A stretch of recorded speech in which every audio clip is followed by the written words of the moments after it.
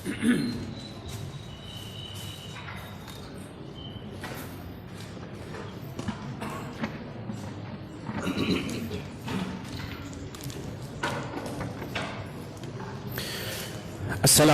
warahmatullahi wabarakatuh. Innal hamdalillah nahmaduhu wa nasta'inuhu wa nastaghfiruh wa na'udzu billahi min shururi anfusina wa sayyiati a'malina. Man yahdihillahu fala mudilla lahu wa man yudlil fala hadiya lahu. Asyhadu an la ilaha illallah wahdahu la syarika lah wa asyhadu anna Muhammadan 'abduhu wa rasuluhu, amma ba'd. Akhwatul iman, hadirin sekalian, puji dan syukur kita panjatkan kepada Allah Subhanahu wa taala atas kemurahan, taufik dan izin Allah Subhanahu wa taala. Di pagi yang berbahagia ini kita bisa berkumpul di salah satu rumah Allah Azza wa Jalla untuk satu kepentingan besar, untuk satu keuntungan besar, yaitu mengasah jiwa kita, mengasah hati kita, agar hati kita menjadi peka, hati kita menjadi ringan ketika mendengar ayat-ayat Allah dilantunkan, mendengar peringatan-peringatan dari Allah Subhanahu wa taala, baik peringatan syar'iyyah berupa ayat-ayat, hadis-hadis, mau'izah ataupun peringatan-peringatan kauniyah. Sanurihim ayatina fil afaq wa fi anfusihim hatta yatabayyana lahum annahu al-haq. Sungguh kata Allah, akan kami tunjukkan, Allah telah berjanji, sanurihim, kami akan tunjukkan kepada mereka ayatina, tanda-tanda kebesaran kami, fil afaq, di alam semesta, dan juga dalam diri mereka sendiri, hatta yatabayyana lahum annahu al-haq, agar terbukti menjadi nyata bagi mereka annahu al-haq, bahwa Al-Quran itu benar, Allah itu maha benar. Betapa sering Allah tunjukkan dalam diri kita ayat, tanda keagungan Allah, tapi semua itu berlalu begitu saja. Betapa sering Allah Subhanahu wa taala buktikan di hadapan mata kita tanda akan kebesaran Allah, bahwa Allah yang maha kuasa, hanya Allah yang maha kuasa, selebihnya tidak. Tapi ternyata bukannya itu menjadikan kita semakin ingat kepada Allah, semakin dekat kepada Allah, justru malah sebaliknya menjadikan kita jauh dari Allah Subhanahu wa taala. Mungkin kita selama ini merasa, saya sudah sering hadir dalam pengajian, saya sudah hafal Al-Quran, saya sudah sering berzikir kepada Allah, qiyamul lail, ya. Tetapi sesering itu pula kita menjauh dari Allah Subhanahu wa taala, lalai akan Allah Subhanahu wa taala. Ikhwatul iman, berbicara tentang takdir, yaitu merupakan salah satu bukti akan keagungan Allah. Bukti bahwa hanya Allah yang maha kuasa, hanya Allah yang menciptakan, yang mengatur, yang memiliki. Tidak bisa kita lepaskan dari kehidupan kita sehari-hari. Dari sisi lain, takdir memang salah satu rukun iman. Beriman kepada takdir yang baik dan takdir yang buruk. Secara teori mudah. Rukun iman ada 6. Iman kepada Allah, kepada malaikat, kepada kitab, kepada Rasul, kepada hari akhir, dan kepada takdir. Takdir yang baik ataupun takdir yang buruk. Sebagaimana halnya ketika kita ingat kepada Allah, kita semakin bertambah iman. Ingat Rasul, kita semakin tergugah untuk meneladaninya. Ingat kepada kematian, hari akhir, hati kita terketuk. Untuk apa? Untuk beramal soleh, beribadah, ingat mati, zuhud terhadap dunia, tetapi berkaitan dengan takdir. Betapa sering fakta takdir bukannya mendekatkan kita kepada Allah, justru malah menjauhkan kita dari Allah Subhanahu wa taala. Suatu hari Rasulullah SAW memberikan pembelajaran berkaitan dengan iman kepada takdir kepada saudara sepupunya Abdullah ibnu Abbas radhiyallahu taala an. Beliau bersabda kepada Abdullah ibnu Abbas, "Ya ghulam, wahai nak, inni u'allimuka kalimat." Nah, aku akan ajarkan kepadamu beberapa semboyan, beberapa prinsip, beberapa pedoman. Yang pertama, ihfazillah yahfazk. Jagalah Allah. Jagalah Allah. Apa maksud menjaga Allah? Menjaga syariat Allah. Tunaikan perintahnya, tinggalkan larangannya. Jagalah Allah dalam artian menjaga hal-hal yang Allah cintai, lakukan. Menjaga hal yang Allah benci, tinggalkan. Jagalah Allah dalam artian menjaga kehormatan Allah. Jangan engkau injak-injak agamanya, jangan engkau langgar syariatnya. Jagalah Allah. Allah itu maha malu, hayi. Jangan engkau lakukan perbuatan-perbuatan yang mencerminkan engkau tidak punya malu kepada Allah Subhanahu wa taala. Ihfazillah yahfaz, maka imbalannya Allah akan menjaga kalian. Apa yang dijaga oleh Allah? Fisik kita, harta kita, dan yang paling penting adalah agama kita. Allah akan jaga agama kita. Allah akan teguhkan hati kita. Allah akan teguhkan kaki kita untuk terus berdiri di atas agamanya hingga akhir hayat.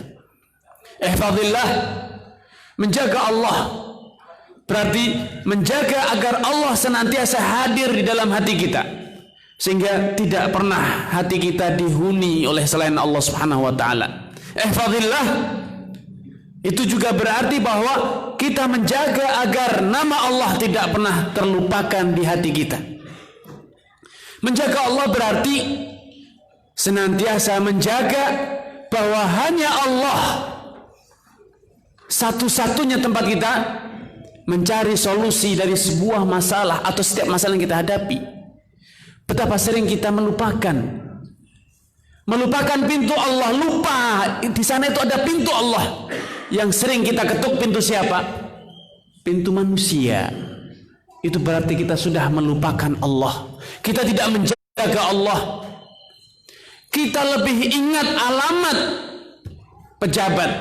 Kita lebih ingat alamat konglomerat. Kita lebih ingat alamatnya dokter, nomor teleponnya dokter, dibanding Allah Subhanahu wa ta'ala. Seringkali Allah menjadi yang terakhir dalam hidup kita. Ketika sakit sudah mulai menunjukkan tanda-tanda susah diobati, dokter sudah berkali-kali dikunjungi, baru ingat Allah Subhanahu wa ta'ala.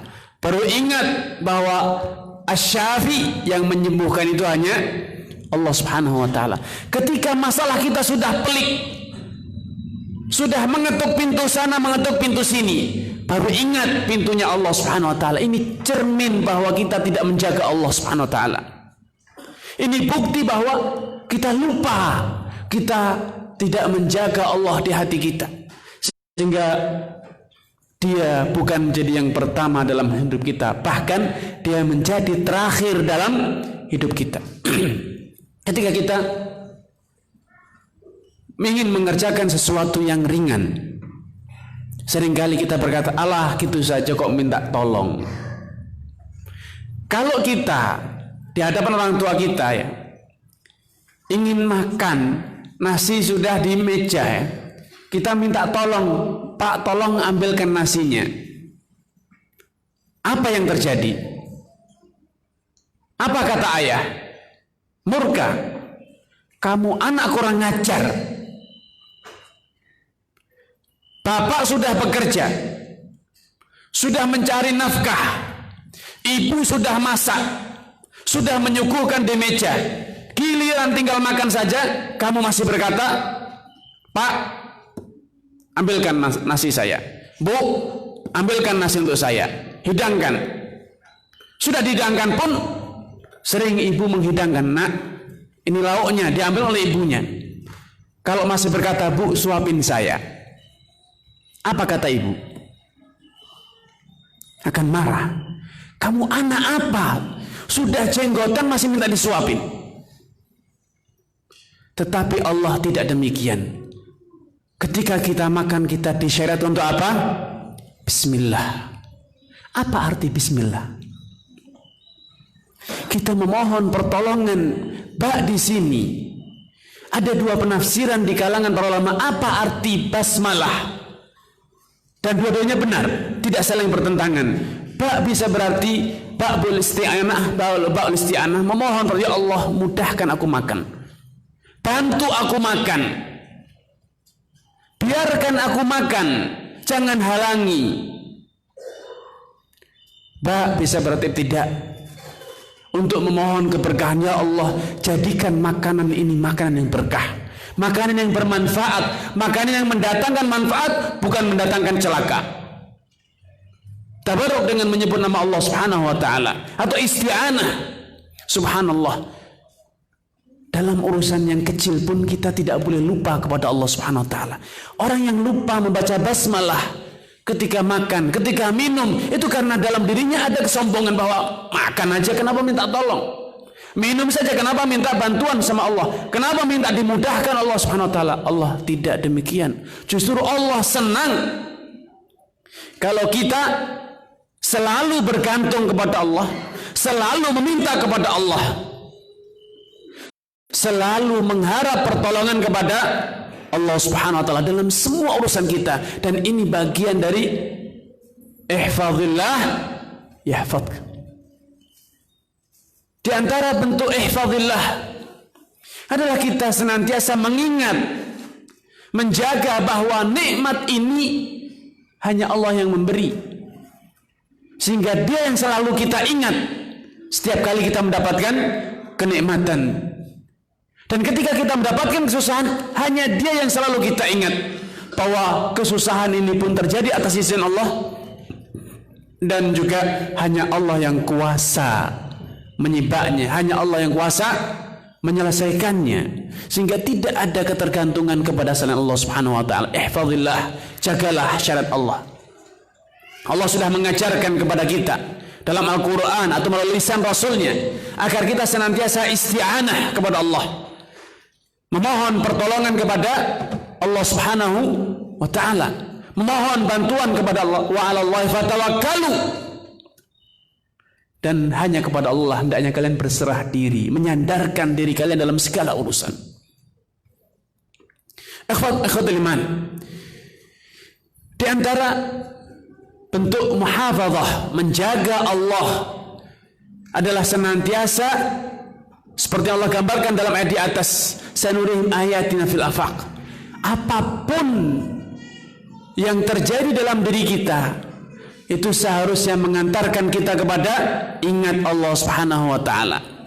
Ketika kita makan itu bukti bahwa kita itu makhluk yang lemah, tidak berdaya. Kalau tidak makan, kita itu akan sakit, kita akan lemah. Subhanallah, Allah Maha Kuasa, Allah Maha Qawi, Allah Maha Qawi walau tidak makan. Allah bahkan tidak butuh makan. Ketika kita merasa ngantuk, ingin tidur, kita disunnahkan untuk membaca ayat kursi. Dan dalam ayat kursi dikatakan, Allahu la ilaha illa huwal hayyul qayyum la ta'khudhuhu sinatun wala naum. Allah tidak pernah ngantuk dan juga tidak pernah tidur. Subhanallah. Tidur kita harusnya mengantarkan kita ingat kepada Allah. Subhanallah, manusia apa yang disombongkan? Bekerja keras sedikit saja ngantuk, makan banyak sedikit saja ngantuk.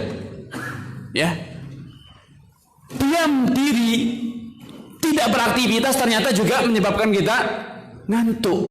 Ketika antum tidak ada pekerjaan, maka dalam waktu yang singkat. Rasa ngantuk itu kan mulai menggelayuti antum. Seharusnya ini mengingatkan, mengantarkan kita kepada ingat kepada Allah. Tapi betapa sering kita terhenti, ngantuk ya tidur, lapar ya makan, lelah ya istirahat. Tapi Allah mengatur dunia, bukan hanya hari ini, sedari dulu kala dan hingga hari kiamat dan seterusnya, tiada henti Allah mengatur bumi dan langit, mengatur semua urusan manusia.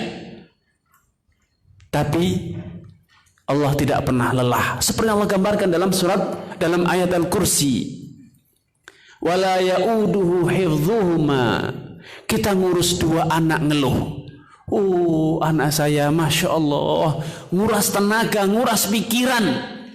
Baru 2, Allah mengatur semua dunia beserta segala isinya, tidak pernah ada yang luput. Tapi la ta'khudhuhu sinatun, tidak pernah lelah sehingga ngantuk, apalagi tidur.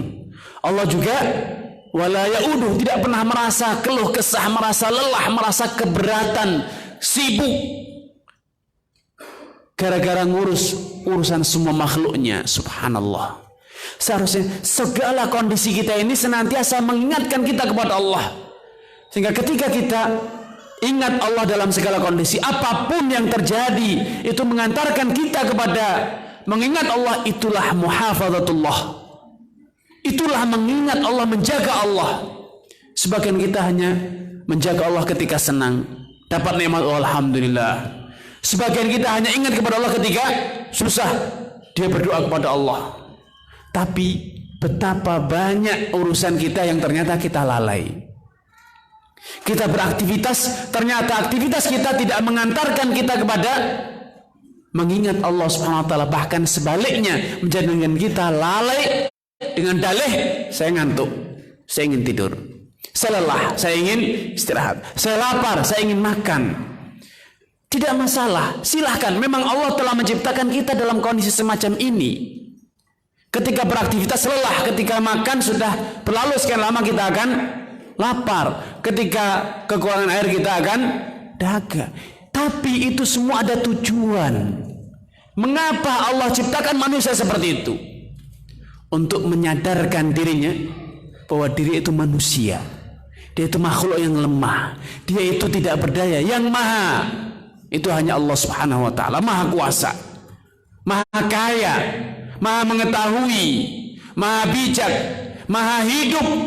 Itu siapa? Hanya Allah Subhanahu wa taala.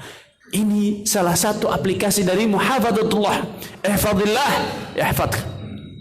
Kemudian Rasulullah SAW berpesan kepada saudara sepupunya Abdullah bin Abbas, ihfadillah tajidhu tujah. Setiap manusia pasti punya hari ini dan ada masa depan, ada masa lalu, ada hari ini dan ada masa depan.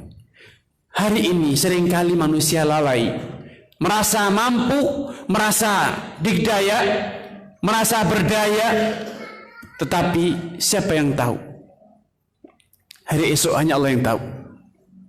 Wa ma tadri nafsun madza taksibu ghadan. Tidak seorang jiwa pun yang tahu apa yang akan terjadi pada dirinya pada hari esok. Manusia yang sombong hari ini merasa tidak butuh kepada pertolongan Allah, merasa saya sudah punya tabungan miliaran rupiah, triliunan rupiah, tidak usah takut, besok makan tidak usah khawatir, kita kaya raya. Besok kita mau apa? Tenang, sudah diselesaikan oleh karyawan. Ini bagaimana? Sudah beres, saya sudah bangun sistem aplikasi yang semuanya serba otomatis, semuanya lengkap. Kita merasa hari esok kita aman, hari esok kita safety. Itu persepsi kita, itu adalah kesombongan kita, cermin bahwa kita lalai dari Allah Subhanahu wa taala. Orang yang beriman, dia akan senantiasa sadar bahwa esok hari itu hanya Allah yang mengetahui dan hanya Allah yang kuasa menentukan hari esok, sebagaimana hanya Allah yang kuasa menentukan hari ini. Apapun yang kita miliki, apapun yang sudah kita bangun, apapun yang sudah kita susun, ya, rencanakan, maka hari esok itu tetap itu kuasa Allah Subhanahu wa ta'ala. Sehingga ketika kita tidur, ketika kita hendak tidur, kita diajarkan kita diajar oleh Rasulullah SAW agar ketika kita tidur menyerahkan seluruh urusan kita kepada siapa? Kepada Allah Subhanahu wa ta'ala. Siapa yang hafal doanya? Doa sebelum tidur. Yang salah satu bunyinya wa fawwadtu amri ilaik. Angkat tangan. Allahumma inni aslamtu nafsi ilaik. Ayo. Tidak ada yang baca doa tersebut. Doa ini adalah sebuah inspirasi, ikhwan. Tidak ada yang baca doa itu sebelum tidur. Allahumma inni aslamtu nafsi ilaik wa alja'tu dhahri ilaik wa fawwadtu amri ilaik. Ya Allah, aku tidur. Aku mau tidur. Tidur itu adalah saudaranya mati. Karena orang yang tidur tidak bisa apa-apa, tidak berdaya apa-apa, tidak ingat apa-apa, tidak bisa menjaga apa-apa orang tidur itu. Karenanya semua urusanku, ya Allah, kalau tadi aku merasa punya dan bisa, tapi ketika aku tidur, semua urusan wa fawwadtu amri ilaik, aku serahkan, aku titipkan semua urusanku kepadamu, ya Allah. Doa ini adalah cermin dari iman.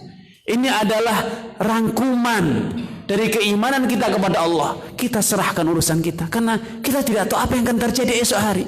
Betapa banyak orang yang tidur ketika terjaga, semua kekayaan sudah ludes, habis dilalap si jago merah. Betapa banyak orang ketika tidur, semua urusan dia telah berantakan. Padahal dia sudah punya security. Ternyata security lah yang merampok, security lah yang merusak. Dia sudah punya karyawan. Ternyata ketika dia tidur, karyawannya yang merusak urusan dia. Ketika dia tidur, ternyata bukan hanya karyawan, istrinya lah yang mengkhianati dia. Seharusnya ketika kita sudah beriman kepada Allah, kita tidak pernah menitipkan urusan kita kepada siapapun. Ya, kita berusaha. Kita nasihati, kita didik anak istri kita. Kita bangun satu sistem SOP yang bagus di perusahaan kita. Kita bangun satu aplikasi yang sempurna menurut hitungan manusia. Tapi semua itu tidak boleh menjadi tempat kita berserah diri. Apapun yang kita miliki itu hanya sebatas usaha manusia, tidak akan mampu menggeser kehendak Allah, tidak mampu menghalangi kehendak Allah Subhanahu wa ta'ala. Ma yaftahillah min rahmatin fala mumsika laha wa ma yumsik fala mursila lahu min ba'di. Kerahmatan apapun yang telah Allah bukakan pintunya, tidak ada yang kuasa menutup ataupun menghalanginya. Sebaliknya, ketika kerahmatan itu sudah ditutup pintunya Allah Subhanahu wa ta'ala, tiada siapapun yang kuasa membukanya. Bisa jadi sebelum tidur pintu rezeki Allah buka semua untuk kita, sehingga kita memiliki semuanya. Tapi ternyata seiring dengan kita memejamkan mata, Allah berkehendak lain. Allah ingin menutup sebagian atau bahkan mungkin semua rezeki kita. Sehingga betapa banyak orang ketika dia tidur terjaga, sebagian rezeki dia tertutup. Bahkan betapa banyak orang tidur dan tidak pernah bangun lagi, karena ternyata pintu rezekinya sudah Allah tutup bersama ditutupnya mata dia di dunia ini. Subhanallah. Yang kuasa melakukan semua itu siapa? Allah Subhanahu wa ta'ala. Karena itu dalam pesan dan doktrin, ideologi yang ditanamkan oleh Nabi kepada Abdullah bin Abbas, dikatakan ihfazillah ihfazillah tajidhu tujahak. Nah, jagalah Allah sehingga Allah akan menjaga kamu dalam semua urusanmu di hari esok. Kalaupun kamu tidur dan kamu mati karena memang rezekimu sudah habis, maka Allah akan jaga akhiratmu. Dan kalau kamu masih terjaga di dunia ini, maka urusanmu telah Allah jaga. Engkau telah menitipkan semua urusanmu kepada Allah, dan Allah tidak akan pernah berkhianat. Allah tidak akan pernah mengecewakan orang yang menitipkan, mempercayakan urusannya kepada siapa? Kepada Allah. Ini bagian dari keimanan kita. Keimanan pada rububiyatullah, bahwa Allah itu yang menciptakan, yang mengatur, yang memberi, dan yang menghalangi. Semua itu adalah kuasa Allah, tiada sekutu baginya. Ihfadillah yahfadk, ihfadillah tajidhu tujahak. Kemudian Rasulullah sallallahu alaihi wasallam memberikan satu penjabaran yang lebih jauh dari semua itu. Beliau mengatakan, "I'lam wa inna," yakinlah. "I'lam," ketahuilah dengan yakin tanpa keraguan sedikit pun. "Annal ummata," andai semua manusia.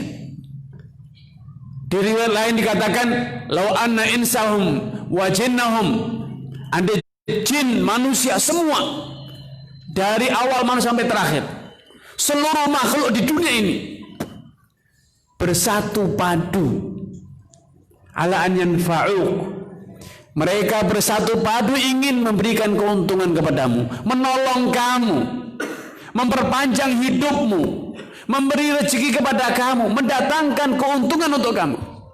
Lam yanfa'uk, niscaya mereka tidak bisa melakukan, tidak bisa memberimu keuntungan, illa bisyai'in qad katabahu Allahu lak, kecuali hanya sesuatu yang memang sudah menjadi suratan takdirmu. Mereka mau atau tidak mau, mereka bersatu padu atau tidak, mereka membantu atau tidak, mereka menolong atau tidak, itu memang sudah menjadi jatah rezekimu, pasti akan datang. Mereka suka ataupun mereka benci, tidak bisa merubah, menghalangi, menutup pintu rezekimu. Sebaliknya pun demikian. Andai mereka ingin merebut rezekimu, mencelakakan kamu, menghalangi urusanmu, kemudian mengakhiri hayatmu, tidak akan bisa melakukan. Padahal semua makhluk di dunia dengan segala kekuatan, segala daya, segala fasilitas yang mereka miliki, segala kekuasaan yang mereka miliki, tidak akan bisa melakukan apa yang mereka inginkan. Engkau pasti selamat, kecuali memang itu sudah menjadi takdirnya. Sudah Allah tuliskan itu akan menimpa kamu, sehingga mereka bersatu padu, mereka berencana, mereka berniat jahat, mereka membuat makar, atau mereka diam saja tidak berubah, tetap itu akan menimpa kamu. Kemudian Nabi mengatakan, wa'lam annama asabaka lam yakun liukhti'ak. Nah, apa yang sudah terlanjur menimpa kamu kemarin, pada hari yang lalu, pada waktu yang telah lalu sudah terjadi, maka itu tidak mungkin bisa apa? Bisa luput dari kamu. Wa annama akhta'aka lam yakun lisibak. Dan apapun yang sudah terluput darimu pada masa yang lalu, itu tidak akan bisa menimpa kamu. Itu yang sudah terbukti menjadi takdir Allah. Sehingga dalam pesan ini Nabi menggambarkan kepada Abdullah bin Abbas hari kemarin dan hari esok. Hari kemarin yang sudah menimpa, sudah terjadi, sudah engkau dapatkan, itu tidak mungkin berubah. Jangan lagi berkata andai kemarin itu saya telat 1 menit saja celaka saya. Tidak, walau telat 1 jam, bukan lagi semenit, selamat tetap selamat. Engkau sudah ditakdirkan akhta'ak, bencana itu luput dari kamu. Walau apapun yang terjadi, tidak mungkin bisa menimpa kamu, engkau pasti selamat. Tapi sebaliknya, jangan juga berkata andai saya datang semenit saja sebelumnya saya bisa dapat. Tidak, walaupun engkau tidur di situ, walau tunggui di situ, tidak akan bisa engkau dapatkan. Itu hari yang lalu. Hari esok pun demikian. Jangan pernah mengharap kalau besok itu saya bisa ketemu fulan, saya bisa menghubungi fulan, saya bisa mendatangi fulan, Atau fulan mau bantu beres urusan saya. Tidak. Apalagi cuma satu orang. Apalagi hanya seorang presiden. Ratusan presiden pun tidak akan bisa. Bahkan semua manusia di dunia. Andai besok itu nolong kamu, bantu kamu, tidak akan bisa melakukan apapun mereka itu. Kecuali memang itu sudah menjadi takdir Allah. Mereka datang ataupun tidak, mereka nolong atau tidak. Karena itu jangan pernah gantungkan harapan kepada siapapun pada hari esok. Dan jangan berusaha merubah takdir yang sudah terjadi. Jangan merubah sejarah. Karena 1 menit lalu itu adalah bagian dari sejarah. Dan kamu tidak akan bisa merubah sejarah. Sejarah itu sudah menjadi bukti akan keagungan. Sudah menjadi bukti akan kuasa Allah terjadi. Sesuai dengan rencana Anda ataupun tidak. Sehingga jangan bermimpi, jangan hanyut dalam kata-kata andai. Lau kana kada lakana kada kada. Andai saya kemarin itu demikian, andai itu adalah perbuatan bodoh. Itu adalah perbuatan yang intinya ingin melawan kehendak Allah. Seakan-akan kalau saya hari ini coba kejadian itu kemarin terjadi hari ini, saya akan demikian. Saya akan bisa melawan takdir Allah, kehendak Allah. Tidak mungkin. Itu adalah cermin dari kesombongan. Orang yang berkata andai itu adalah orang yang sombong dari satu sisi. Dia merasa bisa melawan takdir Allah Subhanahu wa taala. Orang yang hanyut dalam menyesali masa lalu, itu adalah orang bodoh. Seakan dia bisa melawan Allah Subhanahu wa taala. Tidak tahu bahwa dirinya itu tidak berdaya. Kemarin dan hari ini sama, dia tidak berdaya. Tidak ada yang mampu merubah takdir. Karena itu perbuatan dosa besar ketika kita hanyut dalam kata-kata andai dan andai. Sebagaimana perbuatan sombong, lupa akan Allah, kalau kita itu hanyut dengan mengatakan besok kalau ini dan ini, fulan dan fulan membantu saya, beres urusannya. Tidak. Kemarin dan besok itu sama saja. Semua itu berjalan sesuai dengan apa? Takdir. Kita membuat rencana boleh, tapi jangan pernah menyerahkan urusan kita kepada rencana tersebut. Jangan menganggap bahwa kunci keberhasilan kita ada di rencana tersebut, pada strategi tersebut, pada fulan tersebut. Tidak. Urusan kita, rezeki kita tetap hanya ada di satu tangan, yaitu tangannya siapa? Allah Subhanahu wa taala. Silahkan berusaha. Silahkan bekerja. Tapi jangan pernah bergeser hati kita bahwa apapun yang Allah kehendaki pasti terjadi, dan apapun yang tidak Allah kehendaki tidak mungkin terjadi. Bukan berarti kita harus bermalas-malasan, tidak. Kita harus berusaha sungguh-sungguh. Kita harus optimis, karena iman kepada takdir itu yang benar adalah semakin beriman semakin optimis. Karena bagi orang yang beriman tidak ada kata mustahil. Tidak ada kata mustahil bagi orang yang beriman, karena dia hanya tahu, dia hanya percaya yang menentukan, yang mengatur, yang menghendaki itu hanya manusia sedunia. Ini tidak mungkin. Trennya sudah ke arah timur. Bisnis sekarang ini sudah online, kita masih offline. Tidak ada kata mustahil. Ya. Sekarang sudah berbasis teknologi, ini masih manual, nggak mungkin berhasil. Itu adalah cermin orang yang tidak beriman kepada takdir. Walaupun ketika kita berpikir sekarang zaman teknologi, kita harus menggunakan teknologi, itu juga boleh. Asalkan kita tidak lupa bahwa teknologi itu bukan Tuhan. Itu hanya sekedar kiat, sarana, upaya, tapi tetap saja yang menentukan adalah takdir Allah Subhanahu wa taala. Dan bahkan sampai pun rencana yang kita rencanakan, kita susun di hati kita, ide, gagasan yang muncul di hati kita, itu adalah bagian dari apa? Dari takdir Allah Subhanahu wa taala. Qadar Allah, kok saya terbetik pemikiran seperti ini, muncul ide ini dalam pikiran saya, itu bagian dari takdir. Wa ma tasyauna illa an yasha Allah. Tiada satu kehendak yang muncul di hati kalian kecuali sebelumnya telah didahului oleh apa? Kehendak Allah Subhanahu wa taala. Sehingga sampai pun pada tahap ide, gagasan, itu ketahuilah itu telah menjadi bagian dari takdir Allah. Telah menjadi bagian dari takdir. Bukan kehebatan Anda, bukan kecerdasan Anda, bukan pengalaman Anda, tapi itulah kehendak Allah. Betul, Allah menciptakan dunia ini dengan sebab akibat. Itu adalah kehendak Allah. Allah yang sudah menghendaki bahwa lelaki ketika menikah dengan wanita bergaul melahirkan seorang anak. Itu Allah yang menghendaki. Tapi betapa banyak lelaki wanita menikah tidak punya anak. Takdir Allah sudah menentukan bahwa api bila terpapar dengan kain terkena api, terpapar dengan api akan terbakar. Itu memang sebab akibat. Demikianlah Allah menghendaki. Demikianlah Allah menghendaki agar kain ketika kena api itu terbakar. Siapa yang menghendaki? Allah.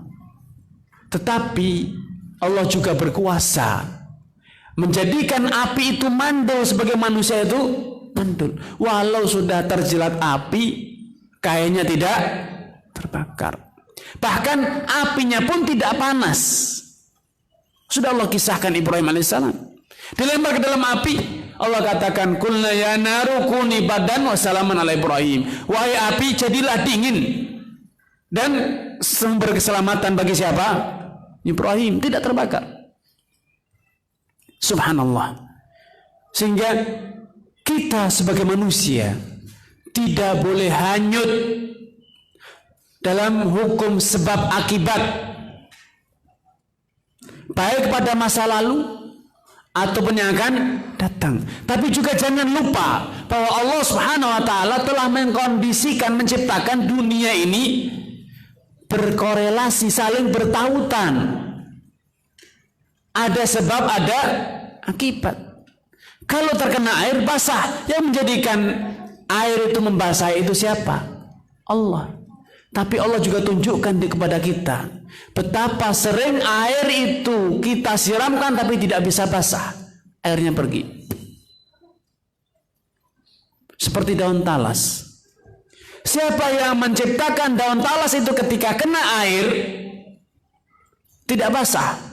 Manusia merencanakannya? Tidak. Allah yang menghendaki. Itu sebagai ayat tanda akan keagungan Allah Subhanahu wa taala bahwa manusia apapun yang dimiliki bukan sebagai penentu. Sebab akibat apapun yang terjadi di dunia ini juga bukan penentu. Itu semua adalah bagian dari kehendak Allah. Karena itu dalam segala urusan Rasul ingin menanamkan dalam diri Abdullah bin Abbas bahwa bukanlah apalagi satu orang, dua orang, seluruh manusia yang telah lalu ataupun yang akan datang, semua itu atas kehendak Allah Subhanahu wa taala. Kemudian Nabi memberikan satu kata kuncinya. Jafatil aqlam. Jafatil rufi'atil aqlam wa jafatil suhuf. Pena penulis takdir itu sudah diangkat, tidak ada lagi takdir baru. Tidak ada perubahan takdir. La tabdila li khalqillah. Tidak ada lagi perubahan pada ciptaan Allah. Yang sudah demikian ini takdirnya. Yang sudah datang, sudah terjadi, ataupun yang akan terjadi, semua sudah ditentukan. Sudah selesai takdirnya. Sebelum Allah menciptakan bumi dan langit, semua sudah selesai dituliskan takdirnya. Rufi'atul aqlam wa jafatis suhuf. Lembaran-lembaran takdir juga sudah kering. Tidak lagi bila berubah. Subhanallah. Satu iman. Secara teori ini mudah. Kita semua beriman dengan itu. Tapi prakteknya, betapa sering ucapan kita, tindakan kita membuktikan adanya kebodohan, adanya sikap-sikap yang mencerminkan tidak beriman kepada takdir. Betapa sering kita mengatakan gara-gara fulan. Ya Ustaz, terbukti kok dia yang membunuh. Andai dia tidak bunuh, orang itu masih hidup. Tidak. Kalau dia mati memang sudah takdirnya mati, walaupun pembunuhnya tidur nyenyak di rumah. Memang saatnya mati. si pembunuh itu tidak menyegerakan, tidak mencabut nyawa. Memang sudah datang ajalnya, walaupun melalui jalur pembunuhan. Itu qadar Allah. Dan betapa sering kita juga mengkambing hitamkan manusia. Fulan ini zalim Ustaz. Iya, kenapa? Saya dipukul sama dia. Harta saya dirampas, tanah saya dia ambil. Betul, dia zalim memang. Mengambil yang bukan haknya.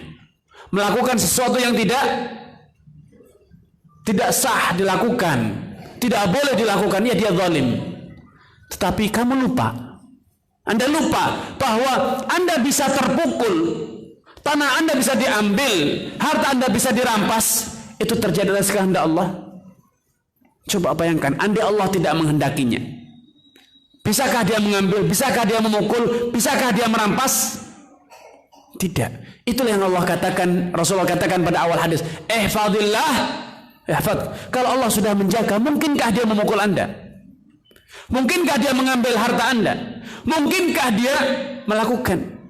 Karena itu ketika Rasulullah SAW berada dalam gua Hira atau gua Thawr, ketika hijrah, beliau ditemani oleh sahabat Abu Bakar radhiyallahu taala dikejar oleh telik sandinya Quraisy yang menggunakan qafah, seorang ahli qafah, seorang pakar dalam mendeteksi jejak langkah manusia.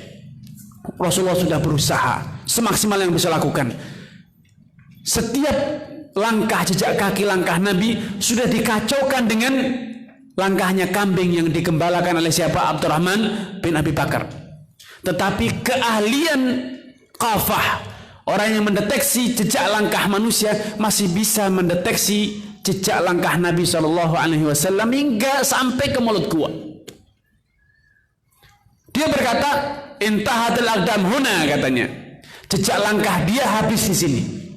Tidak ada lagi setelahnya. Abu Bakar ketika melihat telik sandi Quraisy sudah sampai di depan mulut gua, dia berkata, ya Rasulullah, lau nadhara ahaduhum ila mawdi'i qadamihi la ra'ana. Ya Rasulullah, andai salah satu dari mereka melihat tempat dia berpijak, niscaya kita akan kelihatan. Karena gua Thawr itu tidak dalam, hanya ceruk sedikit dari batu ya, sehingga beliau berteduh bersembunyi di bawah itu. Kata Abu Bakar, andai dia itu melihat ke bawah saja kelihatan. Simak jawaban orang yang betul-betul beriman kepada takdir. Ya Abu Bakrin, ma dhannuka bithnain Allah thalithuhuma. Abu Bakar, apa pradugamu, persepsimu tentang dua orang, yaitu kita, yang kita itu senantiasa ditemani oleh Allah? Kenapa masih berpikir kalau dia ngelihat kelihatan? Ini kan hukum sebab akibat. Kenapa kelihatan? Karena dilihat. Tapi Nabi mengajarkan kepada Abu Bakar bahwa hukum sebab akibat itu bagian dari takdir Allah, bagian dari kuasa Allah. Kalau orang itu memandangkan matanya, dia akan melihat. Kalau dia mengarahkan ke arah lain, dia akan melihat yang lain. Ini kan sebab akibat, dan itu bagian dari takdir. Demikian. Tapi betapa banyak orang yang walau sudah melihat tidak kelihatan, bukan buta, tapi blank nalarnya, melamun. Loh, tadi kamu ketemu Pak Fulan? Enggak. Loh, itu yang di depan matamu tadi itu loh. Siapa yang benar aja? Dia tidak buta, tapi komputer di otaknya ini blank, sehingga sudah berpapasan, bahkan sudah salaman, bertegur siapapun, tidak tahu kalau itu adalah Pak Fulan. Kenapa? Ternyata matanya tidak cacat, tidak jadi buta, tapi prosesornya hang, sehingga tidak bisa connect ya. Itu yang terjadi pada Quraisy. Mereka tidak berubah menjadi buta ketika sampai di Gua Thawr. Tapi kekuatan iman Nabi mampu menjadikan beliau berkata, ma dhannuka bithnaini Allah thalithuhuma. Tidak logis memang. Sudah di depan mulut gua. Bahkan mereka sudah melihat ke bawah karena mereka mengejar, mengikuti, membuntuti langkah bekas jejak kaki. Harusnya kelihatan, tapi tidak kelihatan. Itulah ya kehendak Allah Subhanahu wa taala. Wa ja'alna min baini aydihim saddan wa min khalfihim saddan fa aghshaynahum fa hum la yubsirun, kata Allah. Daya pandang manusia itu Allah yang menciptakan. Seperti halnya lampu. Ketika wattnya besar, dia akan terang. Dan Allah kuasa mengecilkan watt yang ada di mata manusia, sehingga daya sorotnya itu cuma 1 cm, 2 cm. Tidak kelihatan. Ketika sudah pergi, dikembalikan lagi normal wattnya. Matanya bisa ngeliat lagi jauh. Itu Allah katakan, wa ja'alna min baini aydihim saddan. Allah jadikan di hadapan mata mereka ada seakan tembok yang menghalangi pandangan mereka. Wa min khalfihim saddan. Dari belakang mereka juga tembok sehingga tidak kelihatan. Allah tutup semua itu. Fahum la yubsirun, sehingga mereka tidak bisa melihat. Itu kuasa Allah. Itu takdir Allah Subhanahu wa taala. Kita sering fokus pada sebab, sehingga kita sering mengkambing hitamkan orang lain. Ya Ustaz, saya dizalimi, saya disakiti, saya dihina, saya diambil hak saya, dirampas hak saya. Salah siapa? Dia salah Ustaz. Saya tidak berbuat apa-apa, saya tidak melakukan apa-apa, tiba-tiba dirampas hak saya. Subhanallah. Kita lebih ingat tentang sebab akibat, lupa bahwa yang menjadikan sebab akibat, adanya korelasi antara sebab dan akibat itu adalah Allah. Dan Allah kuasa untuk memutus hubungannya, untuk memutus hubungan sebab dengan akibatnya. Dan seharusnya kita ingat, andai Allah menjaga kita, ihfadillah yahfadk. Andai kita itu menjaga agama Allah dan kemudian Allah menjaga kita sebagai imbalan karena kita telah menjaga agama Allah, menjaga syariat Allah, menjaga keagungan Allah di dalam diri kita, menjaga Allah agar senantiasa hadir dalam hati kita sehingga tidak ada ketergantungan, tawakal kepada selain Allah. Betul-betul hanya Allah tempat kita bersandar, tidak mengharap bantuan, tidak meyakini adanya kekuatan selain kekuatan. Itu yang kita ikrarkan salisan, la haula wala quwata illa billah. Tidak ada daya, tidak ada upaya, tidak ada kekuatan kecuali yang bersumber dari Allah Subhanahu wa taala. Tapi kita masih, loh dia itu tapi pintar loh Ustaz. Dia itu kuat badannya. Dia itu licik. Dia itu licik. Ini kan berarti kita belum sepenuhnya percaya bahwa dia itu tidak berdaya, dia itu tidak punya kekuatan. Yang punya daya dan kekuatan hanya, sehingga yang menjadikan maling itu bisa mencuri di rumah kita siapa? Karena Allah biarkan kita, Allah tidak tolong, Allah tidak lindungi. Andai Allah jaga rumah kita, andai Allah lindungi diri kita, andai Allah menutup pintu sehingga mereka tidak bisa masuk, mereka tidak akan bisa berbuat apa-apa. Karena itu jangan biasakan mengkambing hitamkan orang lain. Walaupun itu terbukti salah, biarkan dia salah. Tapi yang menyebabkan orang berbuat dosa itu, orang yang zalim, orang yang merampok itu bisa melakukan aksinya kepada kita sehingga kita menjadi korbannya adalah gara-gara Allah biarkan kita. Falamma nasu ma dzukiru bihi, ketika mereka sudah lupa, lalai dari peringatan Allah, tidak ingat akan Allah Subhanahu wa taala, lupa akan janji Allah. Ya, apa yang Allah lakukan? Allah pun akan melupakan dia. Falamma zaghu azaghallahu qulubahum, ketika mereka sudah menyimpang dari Allah, menjauh dari Allah, Allah jauhkan dia, Allah tinggalkan dia. Maka itu dalam praktek kehidupan sehari-hari, budaya mengkambing hitamkan orang lain ini adalah cermin lemahnya iman kita. Bahwa pencuri itu bisa mencuri gara-gara Allah tidak lindungi kita, bukan karena dia niat jahat. Betapa banyak orang yang berniat jahat, tapi karena Allah melindungi, dia tidak bisa melakukan aksinya. Seperti Quraisy ingin menangkap Nabi, ingin membunuh Nabi, sudah dikejar, tidak gratisan, sewa orang, bikin sayembara 100 ekor onta hadiahnya, bukannya 1 mobil, 100 Mercy hadiahnya. Sehingga semua orang kala itu berlomba-lomba, ini hadiah yang sangat besar. Mereka sudah mengejar, niat jahat itu sudah sempurna dalam diri Quraisy. Timnya juga sudah tim yang profesional, jago semuanya, handal. Tapi apa yang terjadi ketika Allah tidak izinkan mereka menangkap Nabi? Ketika Nabi dijaga oleh Allah, Allah menjaga Nabi. Bisakah mereka melakukan itu? Tidak bisa. Mereka tidak bisa menangkap Nabi. Melihat saja tidak.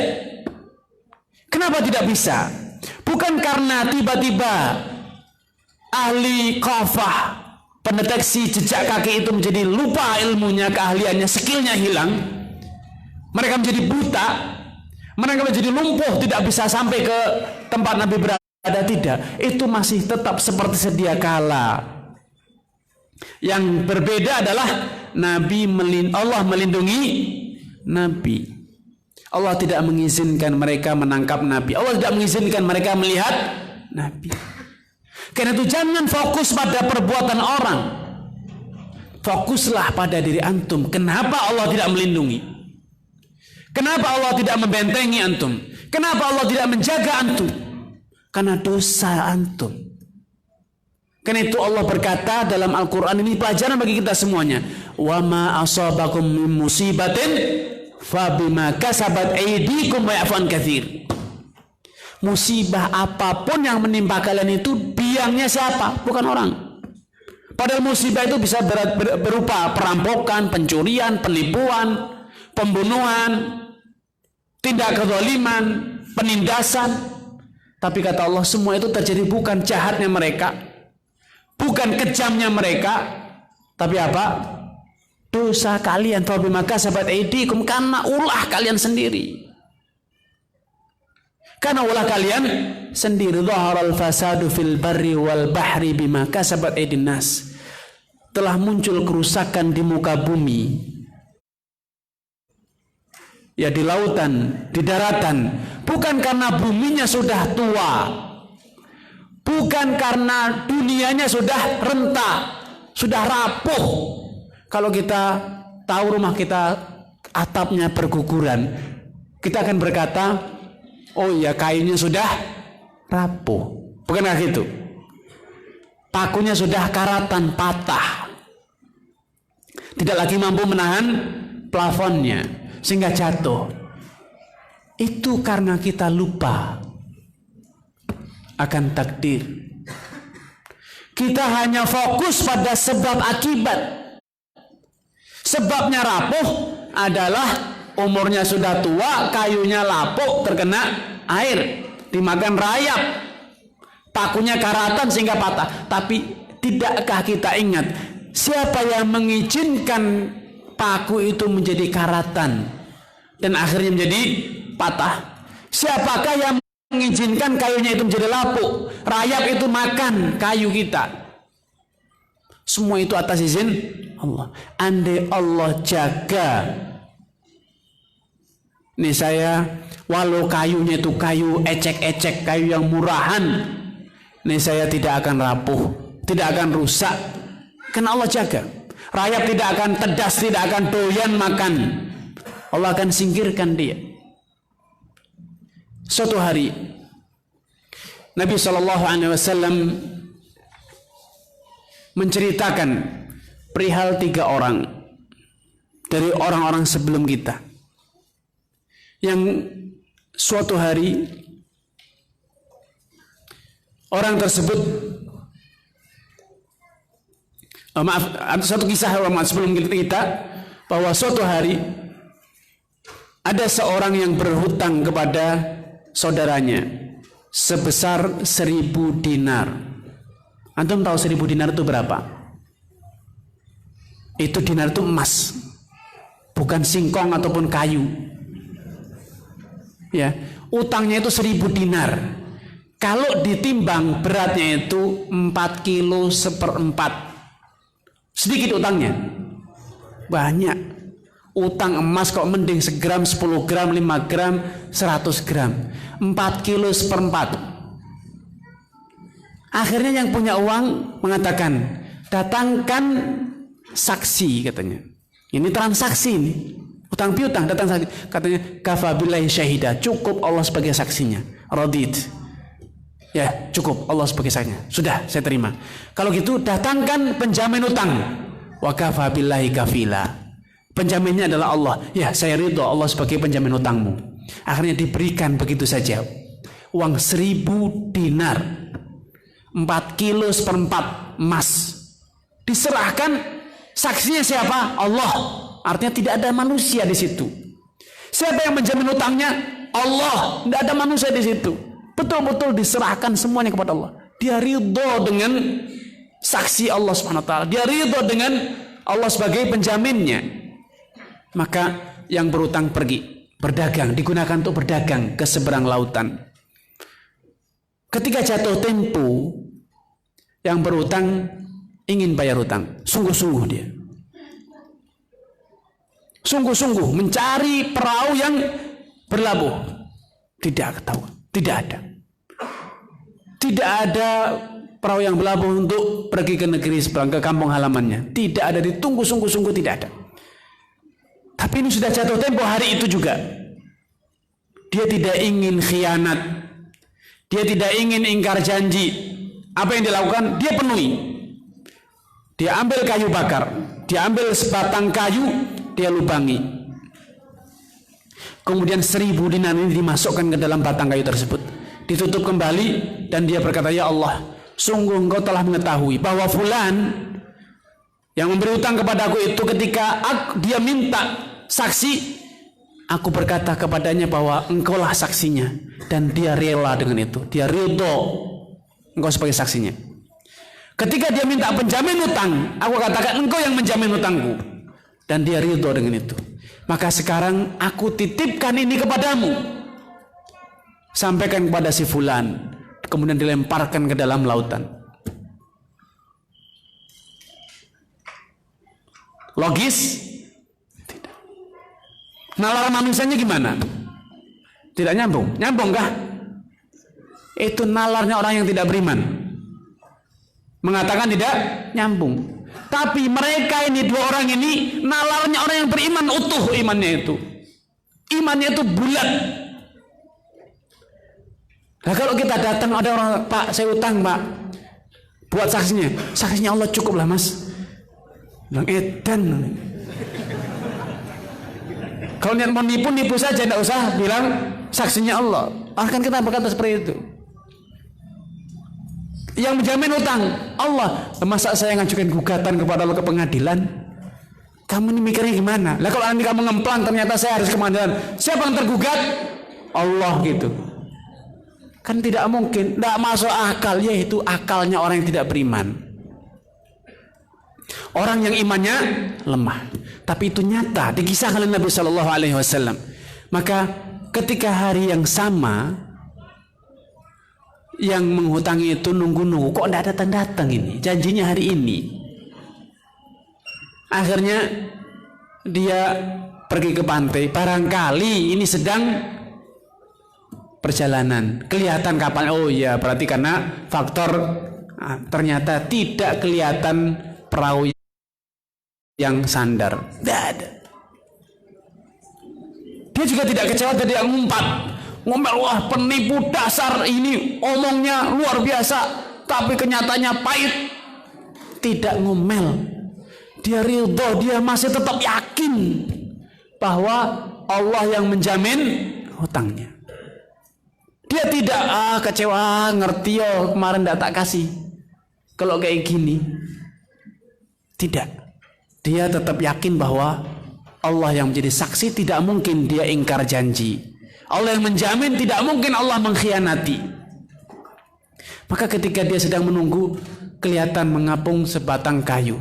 Diambil, daripada pulang tangan kosong, ada kayu, barangkali berguna untuk kayu, maka dibawa pulang, dibelah sampai rumah, ternyata terdapat 1000 dinar. Di lain hari, yang berutang datang.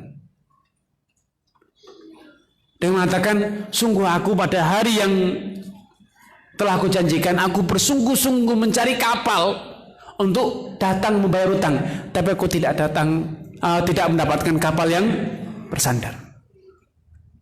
Maka ini 1000 dinar utangku, aku bayar. Yang menghutangi tidak, kesempatan, dia tidak tahu kok dapat 1000 dinar. Bilang aja, oh iya alhamdulillah terima kasih, dapat 2000, tidak. Dia mengatakan, utangmu sudah Allah antarkan. Kamu kan yang menitipkan 1000 dinar dalam sebatang kayu yang engkau tulisi, ya Allah, seperti ucapan itu. Fulan berkata dengan aku terima, fulan berkata dengan aku terima, sekarang aku titipkan utangnya kepada engkau. Utangmu sudah Allah bayarkan. Subhanallah. Orang yang beriman. Kalau orang tidak beriman, kesempatan 2000 dinar. Subhanallah. Mereka tidak hanyut dalam hukum sebab akibat. Orang yang sempurna keimanannya tidak lalai hanya gara-gara seringnya terjadi korelasi antara sebab dan akibat.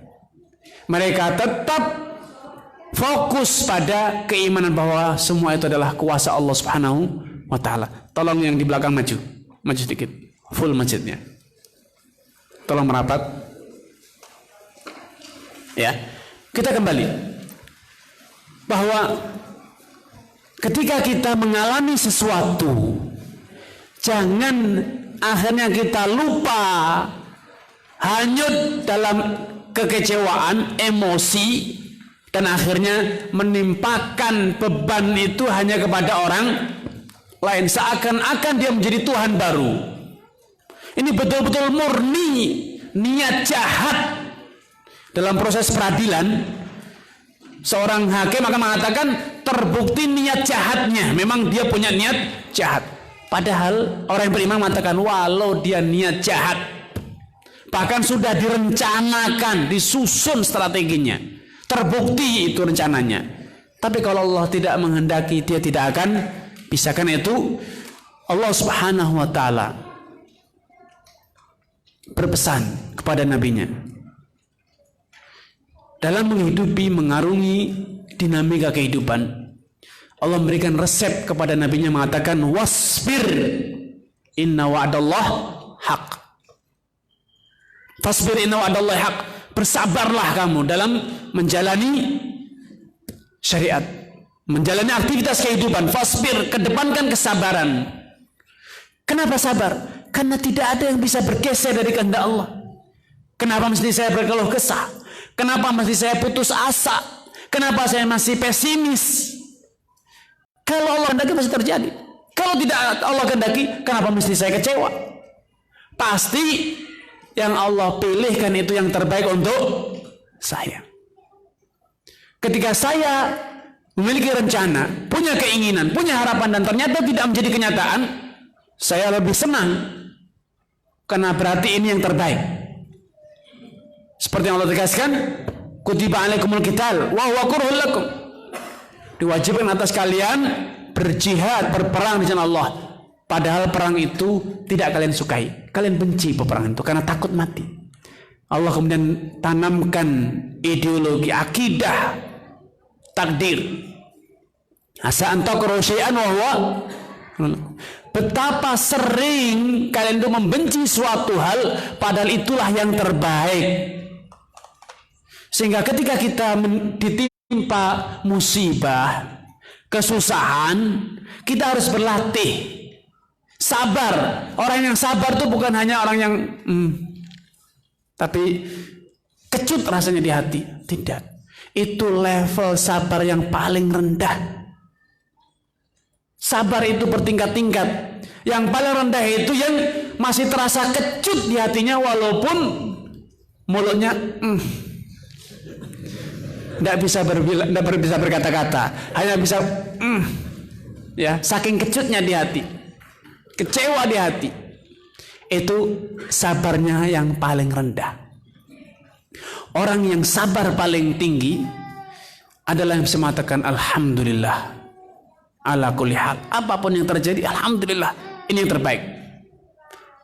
Lisannya bisa berkata bukan ya, tidak, tapi berkata alhamdulillah Allah pilihkan yang lebih baik, walaupun sekarang kecut rasanya, walaupun sekarang sakit rasanya, tapi lisannya, hatinya meyakini ini terbaik, ini yang baik, yaitu yang saya inginkan tidak terwujud. Bisa berkata alhamdulillah dengan hati yang lapang, tidak ada kecewa, tidak ada sakit hati, tidak sibuk mengkambing hitamkan pelaku atau eksekutor. Fasbir inna wa'dallahi haq. Kemudian Allah kaitkan setelah sabar, ingat Allah itu tidak pernah ingkar janji. Inna wa'dallah, janji Allah itu pasti benar. Dan di antara janji Allah adalah janji dalam urusan rezeki. Wa ma min dabatin illa 'alallahi rizqah. Tidak ada satu hewan, satu makhluk hidup di muka bumi ini kecuali rezekinya sudah ditakdirkan. Allah juga sudah berjanji melalui lisannya bahwa masing-masing kita telah dituliskan jatah rezekinya dan tidak akan mati kecuali jatah rezekinya sudah habis semuanya. Tidak ada yang terkurangi sedikit pun. Kenapa mesti kecewa? Kenapa mesti sakit hati? Kenapa mesti menuntut? Kenapa mesti membalas? Nabi SAW memberikan contoh konkret bagaimana bukti dan seharusnya orang yang beriman kepada takdir. Aisyah, istri beliau, memberikan satu resume kesimpulan dari pengamatan beliau selama hidup bersama Nabi. Ma daraba Rasulullah SAW biyadihi imra'atan wala abdan qat. Nabi tidak pernah menggunakan tangannya ini untuk memukul istrinya, tidak, pembantunya tidak, orang lain pun tidak. Nabi tidak pernah mukul orang kecuali kalau agama Allah yang dilanggar.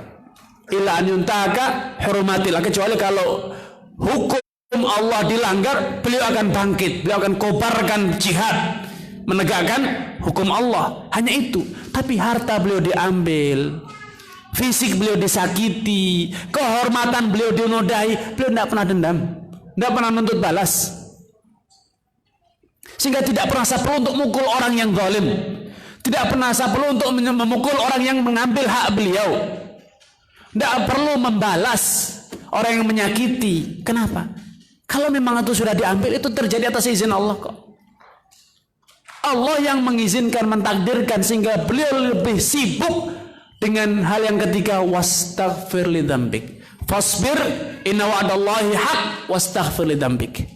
Ingat, apapun yang menimpa kamu itu sebabnya dosa kamu. Sehingga jangan sibukkan diri kamu dengan mengurusi gara-gara dia, fulan pelakunya, siapa oknumnya. Tetapi fokus pada apa? Istighfar. Ini terjadi gara-gara Allah tidak melindungi saya. Ini terjadi gara-gara saya berdosa, akhirnya Allah tidak melindungi saya. Allah tidak menjaga hak-hak saya, harta saya, keluarga saya, diri saya. Andai Allah menjaga, tidak mungkin terjadi. Tetapi Allah meninggalkan kita gara-gara apa? Gara-gara kita berdosa. Karena kita berbuat dosa, akhirnya Allah biarkan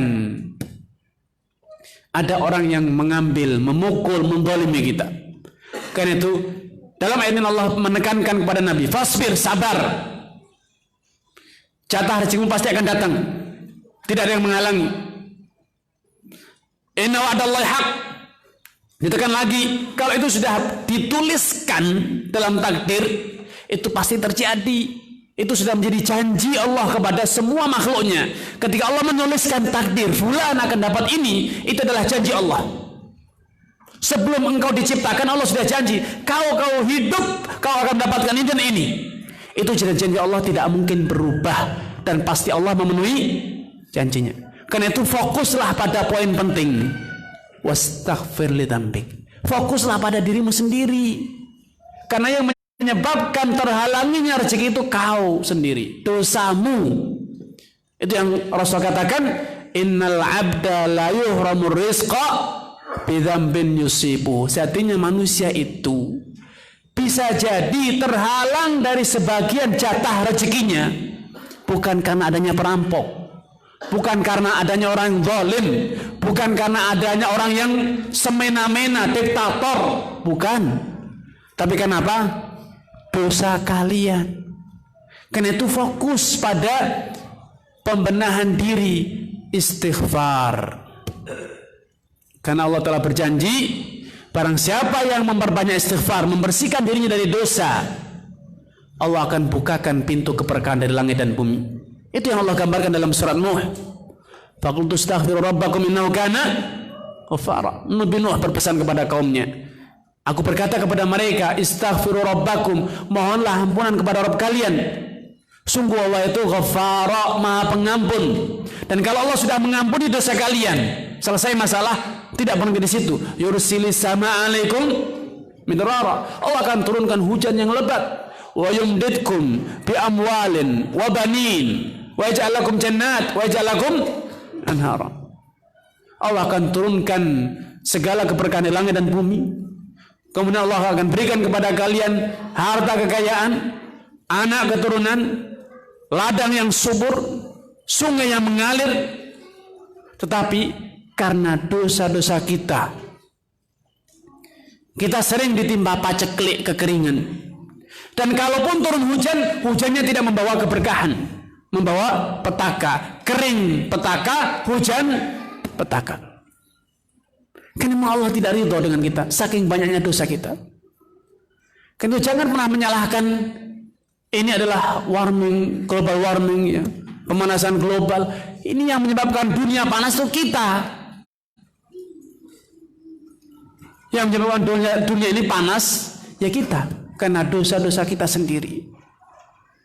Di zaman Nabi Nuh itu belum ada rumah kaca.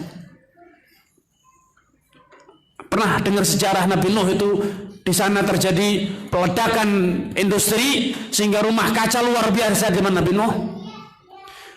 Illegal logging, pembalakan liar, buang sampah sembarangan, ya, pemukiman liar di hulu sungai di zaman Nabi Nuh. Manusia masih sedikit di zaman Nabi Nuh, ya, tidak perlu membalak liar, hutan itu tidak usah ditebang oleh mereka karena manusia masih sangat sedikit zaman Nabi Nuh.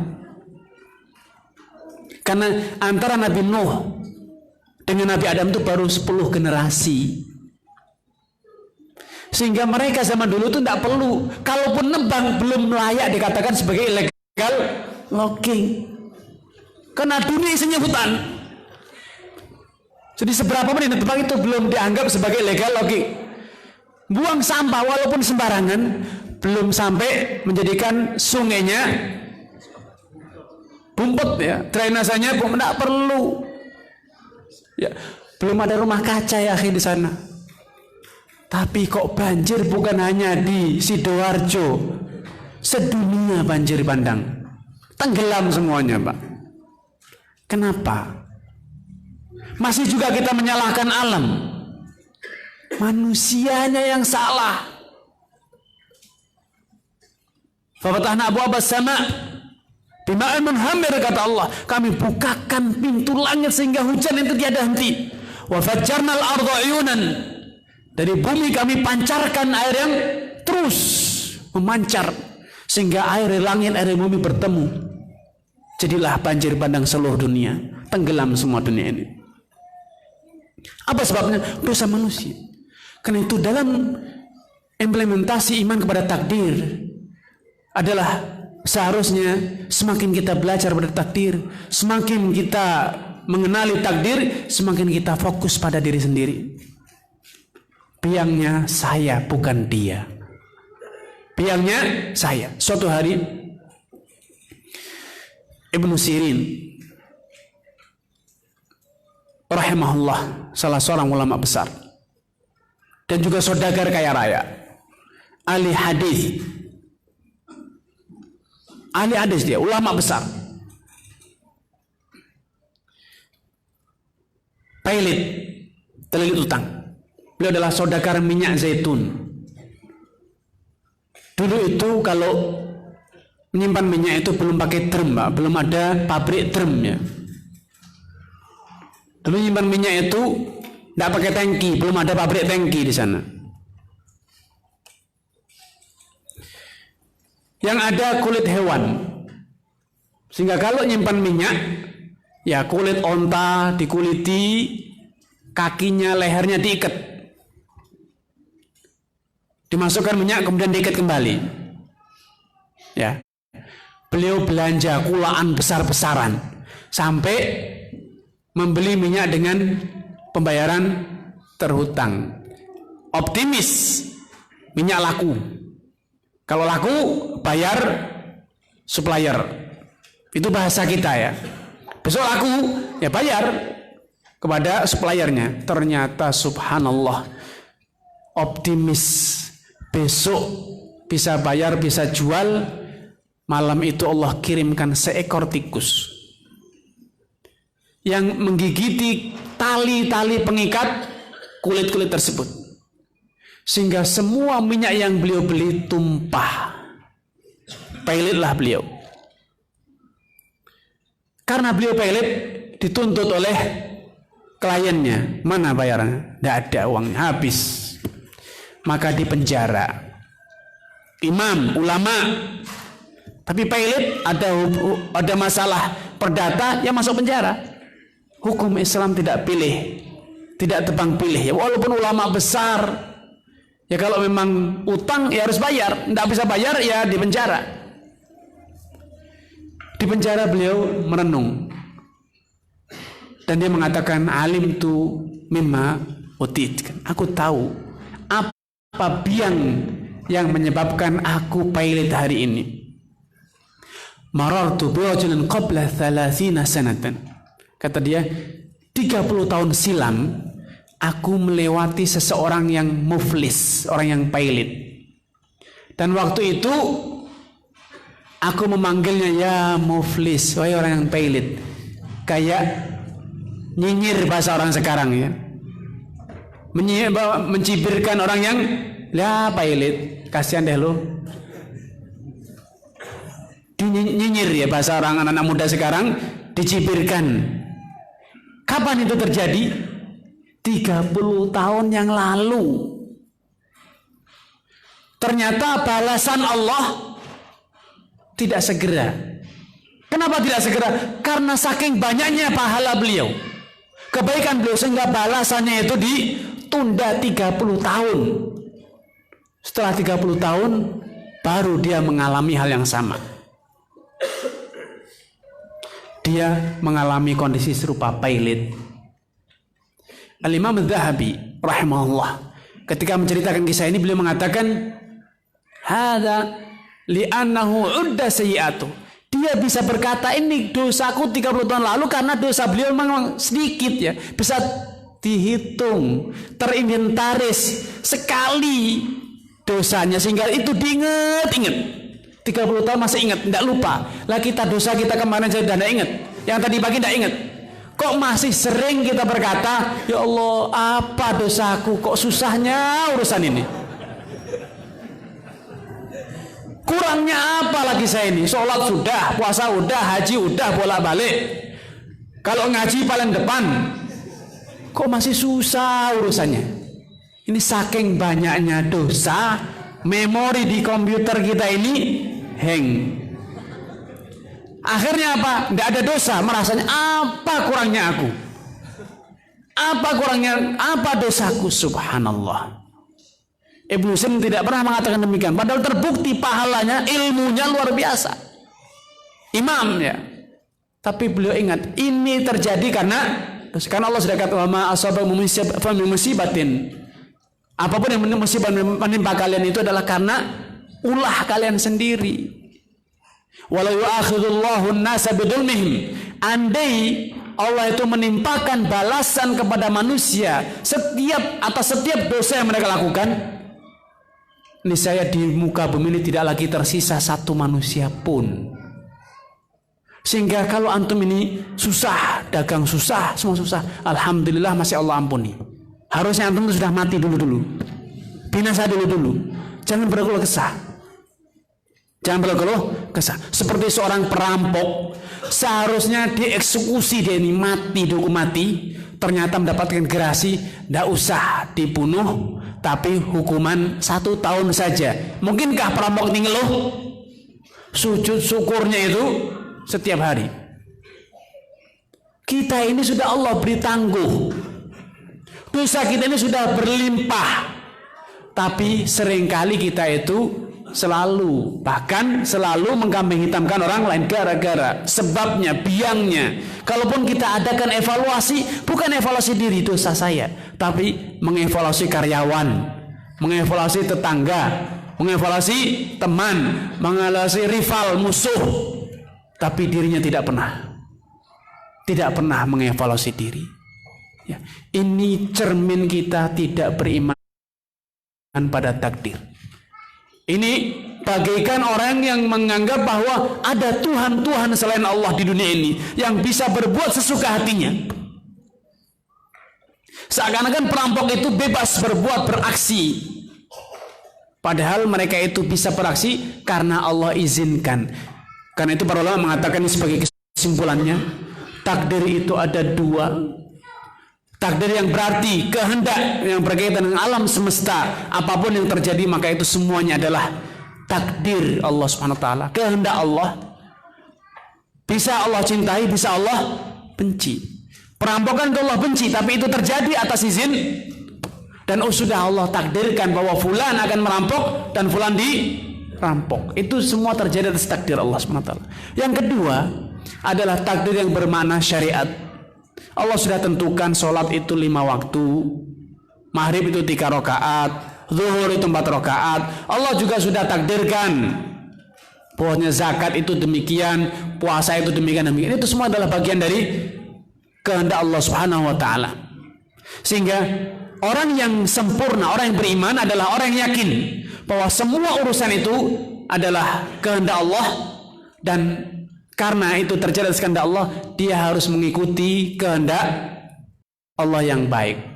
Dia harus ridho dengan apapun yang terjadi, tapi dia juga harus sadar dia berada dalam perintah dan syariat Allah.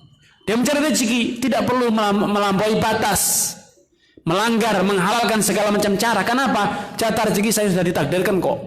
Kenapa mesti saya panik? Kenapa mesti saya kalah? Khudhul halal wadaul haram, kata Nabi.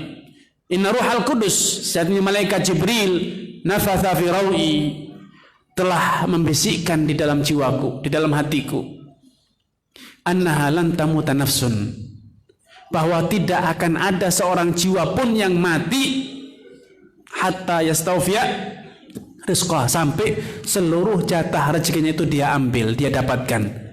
Dan kesimpulannya kata Nabi, khudhul halal wadaul haram, tempuh jalan yang halal, karena itu tidak akan menghalangi, menunda dari mendapatkan rezekimu. Tinggalkan yang haram, karena menempuh yang haram tidak akan menyegerakan sesuatu yang bukan menjadi milikmu. Ini kesimpulan beriman pada takdir.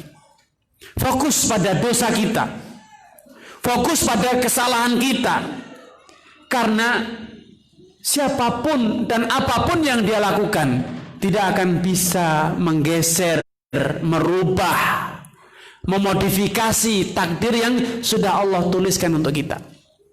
Tetapi dosa kita lah biangnya yang menyebabkan Allah merubah takdir, menghentikan sebagian jatah rezeki kita. Itu siapa yang berbuat? Kita. Andai seluruh manusia berbuat dosa, dosa mereka tidak akan mencelakakan kita. Wala taziru waziratun wizra ukhra.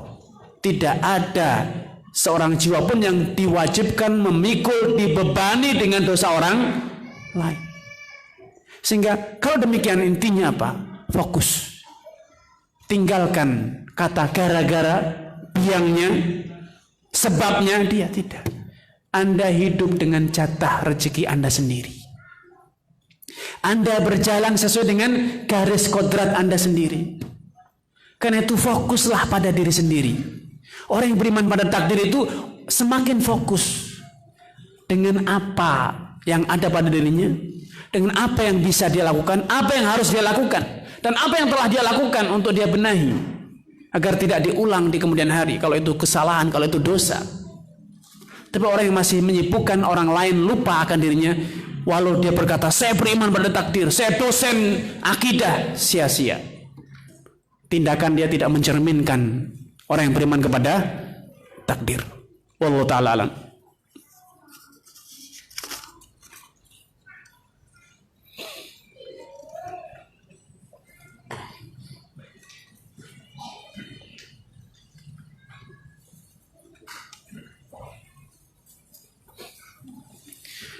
Mohon penjelasan mengenai keadaan ketika seorang dihadapkan pada pilihan apakah dia berbuat baik atau berbuat jahat. Misalkan akhirnya dia putuskan berbuat jahat. Bagaimana korelasinya dengan kenyataannya bahwa segala sesuatu tidak terjadi tanpa takdir Allah. Mohon penjelasan. Ya, bisa jadi memang Allah sudah takdirkan Anda untuk menuju ke neraka. Karena itu Anda memilih yang jelek. Allah Subhanahu wa taala dalam hadis dinyatakan innallaha khalaqal jannah wa khalaqalaha ahlan wa hum laha amilun. Allah itu menciptakan surga dan juga telah mentakdirkan siapa yang akan menjadi penghuni surga, dan Allah juga telah menciptakan, mentakdirkan apa yang akan mereka amalkan sehingga akhirnya mereka sampai ke dalam surga. Di sisi lain, wa khalaqallahu nar, Allah menciptakan neraka, wa khalaqalaha ahlan, dan Allah juga menciptakan calon-calon penghuni neraka, hum laha amilun, dan Allah juga telah mentakdirkan mereka akan melakukan tindakan-tindakan yang dengannya mereka akan masuk ke dalam neraka. Jadi ketika Anda berkata, loh saya memilih kok, iya betul, Anda memilih karena memang Allah kondisikan Anda untuk menuju ke dalam neraka, sehingga pilihan Anda lebih bernafsu, Anda lebih berselera untuk memilih yang jelek dibanding yang buruk. Anda mengira bahwa dengan yang jelek Anda bisa menyegerakan rezeki Anda. Memang menyegerakan rezeki ke neraka, bukan rezeki dalam surga. Allah sudah takdirkan. Karena itu Allah sudah katakan wahadainahu an-najdain. Allah tunjukkan kepada kalian dua jalan, jalan ke surga dan jalan ke neraka. Jadi memang kita memilih, tapi munculnya ide, munculnya keinginan itu sudah Allah kondisikan, sudah Allah takdirkan, dan itu Allah rahasiakan. Karena itu masing-masing kita harus seperti kata Nabi, i'malu fakullun muyassarun lima khuliqalah. Berusahalah sekuat tenaga kalian, karena masing-masing kita itu akan dimudahkan untuk melakukan amalan-amalan yang akan mengantarkan kita kepada takdir kita. Ya. Jadi kalau Anda merasa, loh saya ternyata terpaksa, harus, tidak terpaksa kok. Anda tidak dikalungi golok oleh orang untuk berbuat itu. Tapi Anda memilih dengan pertimbangan Anda, akhirnya Anda sampai pada kesimpulan, ya lebih baik saya lakukan ini walaupun ini jahat. Itu pertanda bahwa Anda digiring oleh Allah Subhanahu wa taala untuk menuju ke dalam. Karena itu tumbuhkan rasa takut. Kembali kepada Allah, Allah ampuni dosa saya. Kenapa nafsu saya kok malah milih yang jelek terus? Kenapa kok saya itu lebih bernafsu, lebih senang, lebih berselera untuk melakukan yang cara-cara yang jelek? Itu indikasi bahwa Allah giring Anda menuju ke jalan yang negatif.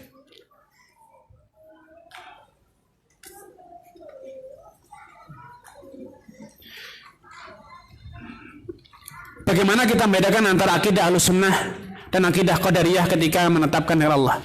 Ya, Ahlussunnah jelas meyakini bahwa semua itu terjadi atas kehendak Allah, yang baik ataupun yang buruk itu terjadi atas izin Allah Subhanahu wa taala, yang kita senangi ataupun yang kita benci, perbuatan kita ataupun yang lainnya, itu terjadi atas kehendak Allah Subhanahu wa taala. Karena itu Allah katakan, wa ma tasyauna illa ayyasha Allah. Tiada satu keinginan pun yang muncul di hati kalian kecuali telah terlebih dahulu dikehendaki oleh siapa?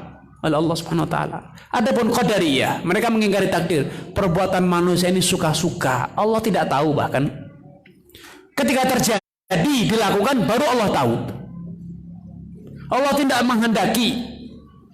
Setelah terjadi baru Allah kehendaki.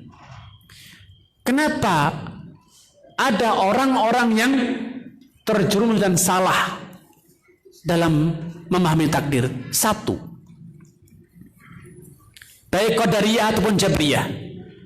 Qadariyah yang mengingkari perbuatan manusia ini adalah kehendak manusia sendiri, tidak ada campur tangan Allah. Ataupun Jabriyah, manusia ini dipaksa untuk masuk neraka, sebagian dipaksa untuk masuk surga. Itu Jabriyah. Kalau Ahlus Sunnah tidak, manusia itu punya kehendak, dia bebas memilih, dia bebas menganalisa, dia bebas merencanakan, tidak ada yang menghalangi. Tapi Allah sebetulnya sudah mentakdirkan mana yang akan terjadi. Karena itu secara de facto kita berapa sering berusaha merencanakan, tapi yang terjadi tidak sesuai dengan kehendak kita. Sudah sesuai dengan tahapan-tahapan yang kita rencanakan, masih salah produksi. Seorang wanita masak sudah direncanakan sedemikian rupa, resepnya sudah benar, tapi masih saja terjadi kesalahan, gosong. Ya, ternyata salah langkah. Harusnya masukkan telurnya dulu, dimasukkan susunya dulu. Intinya tetap yang terjadi itu adalah qadar Allah. Kan itu kalau terjadi sesuatu jangan pernah mengatakan gara-gara, tapi katakan qadar Allah. Ini takdir Allah, ya sudah, terima. Ridho, tidak ada keluh kesah, tidak ada kambing hitam. Ini kehendak Allah. Titik. Kalau itu ada pelanggaran terhadap syariat, itulah yang dibenahi. Yang berkaitan dengan hak-hak manusia, abaikan. Maafkan. Orang yang paling beriman adalah orang yang tidak punya dendam. Orang yang paling beriman pada takdir adalah orang yang paling pemaaf. Tidak ada nafsu untuk nuntut hak. Tidak ada selera untuk menggugat. Tidak ada selera untuk nagih. Bukan berarti tidak boleh. Silakan. Silakan antum nagih hutang. Tapi orang yang beriman betul-betul, rezeki saya tidak akan hilang. Dia pasti kalau memang takdir dia akan bayar. Tapi kalau memang tidak takdir, walau saya ngotot, tidak dibayar juga. Saya lebih baik fokus daripada capek nagih. Lebih baik saya bekerja. Dia lebih bisa menggunakan energinya untuk hal yang lebih positif. Itu orang yang beriman. Tetapi Qadariyah dan Jabriyah, mereka tersesat karena satu pemikiran dangkal. Kehendak Allah identik dengan cintanya Allah. Kalau Allah kehendaki berarti Allah cinta. Pezina itu dia bisa berzina, memang sudah Allah takdirkan dia berzina. Kalau Allah takdirkan berarti Allah cinta zina. Tidak mungkin dong. Kalau gitu, Qadariyah mengatakan kalau gitu berarti perbuatan manusia ini tidak dikehendaki oleh Allah. Agar tidak terjerembab pada persepsi bahwa Allah mencintai, menyenangi perbuatan dosa dan kekufuran. Di sisi lain, Jabriyah mengatakan, apa salahnya? Memang terjadi itu atas kehendak Allah kok. Ya berarti memang Allah itu cinta semuanya. Jelek itu kan gara-gara kita yang menganggapnya jelek. Yang berzina senang kok, berarti Allah senang juga. Yang ditakdirkan berzina siapa? Dia. Dia senang enggak? Senang. Ya berarti Allah senang dengan perbuatan zina. Itu pola pikir. Menganggap bahwa sesuatu yang terjadi itu pasti Allah cintai. Sehingga ada persepsi, kalau itu jelek, maka berarti itu bukan dari takdir. Kalau itu jelek, tidak boleh diakui itu sebagai bagian dari takdir. Tidak boleh diakui itu sebagai bagian dari sebab dan akibat. Tidak boleh diakui itu sebagai sebuah cara, sarana. Orang punya anak itu banyak caranya. Dengan menikah, legal, sah, itu memang sudah bagian dari takdir Allah. Antum menikah itu ditakdirkan antum menikah dan akhirnya punya anak. Yang berzina, kumpul kebo, punya anak juga. Kumpul kebo itu adalah cara usaha dia untuk punya anak, tapi dengan usaha yang haram, dengan cara yang haram. Kita harus akui bahwa itu adalah bagian dari sebab akibat, tapi sebagian sebab akibat itu dibenci oleh Allah. Kenapa Allah memilah dan memilih? Ada sebab akibat yang dicintai, ada sebab akibat yang dibenci. Ujian. Untuk mencapai suatu tujuan itu banyak cara. Nah, Allah uji kita. Karena ada cara-cara yang sesuai dengan nafsu. Ada cara-cara yang tidak sesuai dengan nafsu. Allah ingin menguji kita, apakah kita mampu menundukkan nafsu sehingga nafsu kita sesuai dengan syariat selalu. Kalau dipikir-pikir, punya istri itu tidak enak, Pak. Nggak percaya?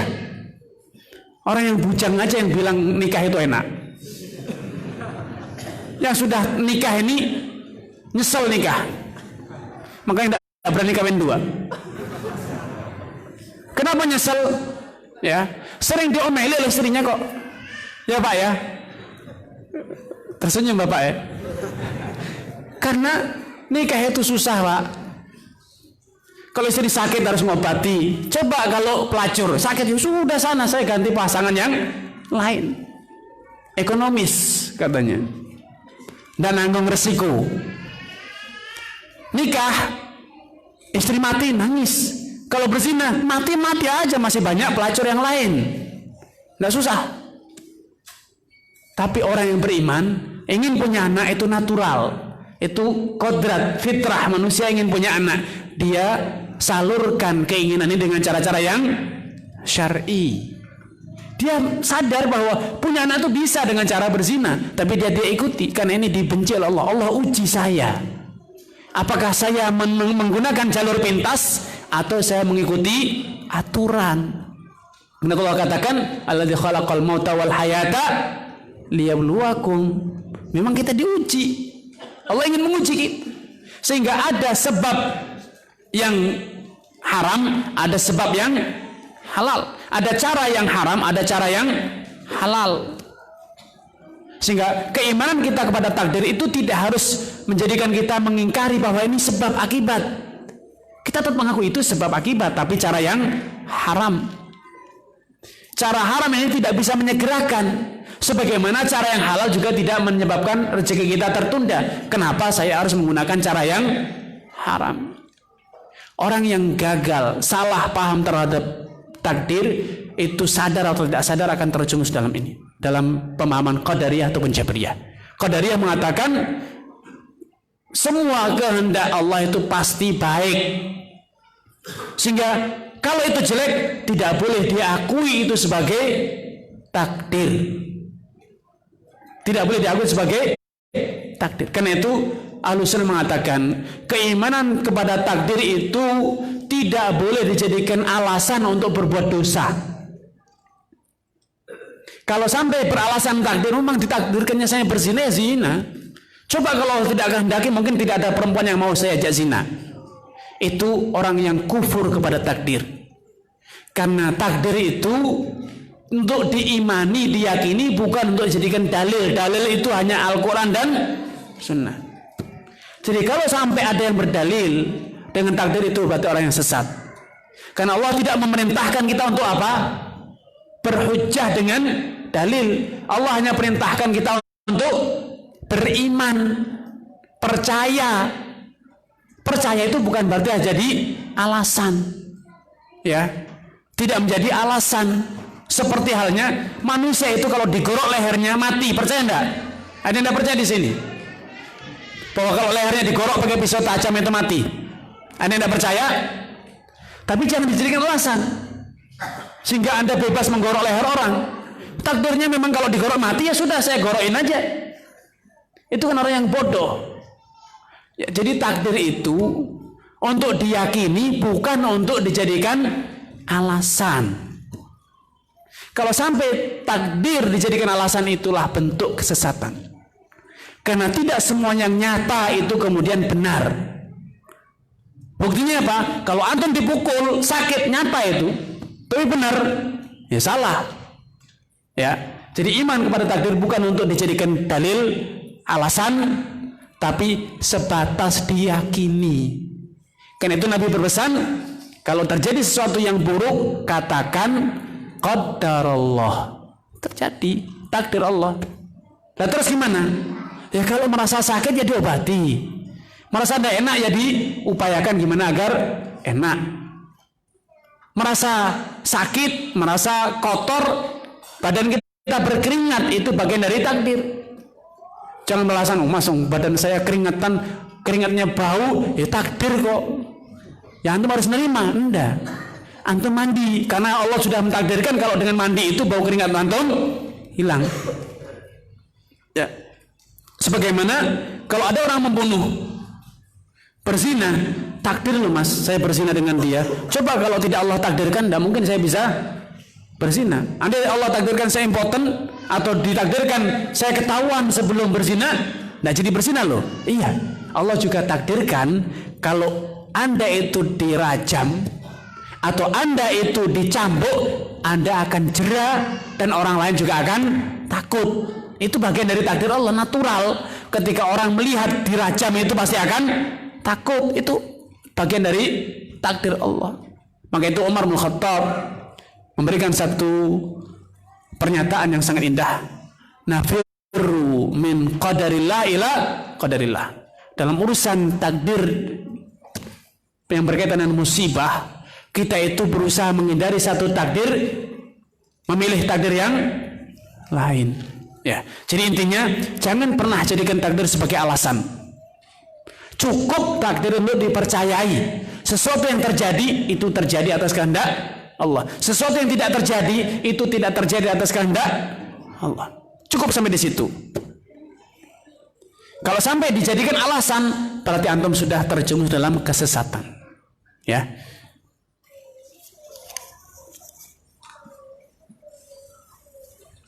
Bagaimana hadis bahwa doa dapat merubah takdir? Ya, jangan dianggap doa itu bukan bagian dari takdir.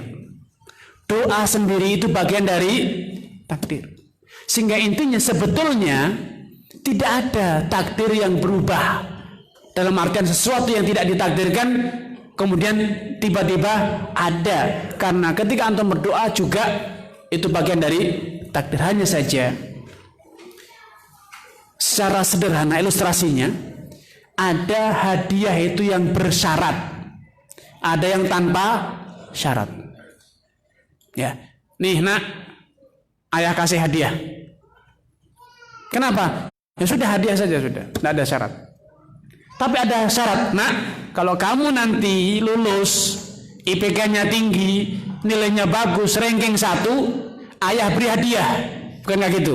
Hadiahnya apa? Belikan sepeda, belikan motor. Hadiahnya bersyarat. Nah, takdir Allah pun demikian. Ada takdir-takdir yang bersyarat. Kalau dia nikah, dia akan punya anak. Kalau tidak nikah, ya sudah, tidak akan punya anak. Karena memang Allah sudah takdirkan laki-laki tidak bisa beranak. Itu namanya takdir yang bersyarat. Demikian juga doa. Kalau kamu berdoa, maka yang akan terjadi ini. Tapi kalau kamu tidak berdoa, maka yang dari itu. Ini kenapa Nabi memberikan spesial, padahal semua urusan demikian. Banyak urusan yang memang bersyarat. Untuk terjadi ini ada prasyaratnya. Tapi kenapa Nabi menyebutkan doa secara khusus? Untuk mengingatkan kita bahwa yang kuasa itu siapa? Allah. Sehingga mintalah kepada yang punya. Mintalah kepada yang menghendaki, mintalah kepada yang mentakdirkan. Nabi tidak mengatakan bahwa la yughayyiru qadar illa doa. Nabi tidak takdir tidak bisa berubah kecuali dengan kalian bersungguh-sungguh, tidak. Tapi doa secara khusus untuk menginspirasi, mengingatkan kita bahwa takdir ini terjadi atas kehendak Allah. Kalau kamu merasa tidak enak, merasa sakit, ya berdoalah, mintalah kepada Allah. Itu yang Allah katakan dalam ayat lain, wa idza maritu fa huwa yashfin. Kalau aku sakit, hanya Allah yang menyembuhkan. Fabtahu indallahi rizqan alladzina tad'una min dunillahi la yamlikuna rizqan. Artinya yang kalian sembah selain Allah itu tidak punya rezeki. Tapi rezeki itu hanya milik fabtahu indallahi rizqa wa'buduhu washkurulah. Kalau urusan rezeki, mintalah hanya kepada Allah Subhanahu wa taala.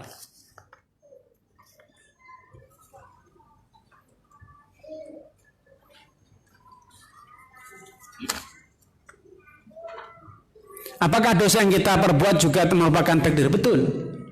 Dosa yang antum lakukan, kekufuran yang dilakukan itu bagian dari takdir. Karena Allah sudah mentakdirkan ada surga, ada neraka. Sehingga ada orang-orang yang Allah takdirkan untuk masuk neraka selama-lamanya, ada yang Allah takdirkan masuk neraka sementara.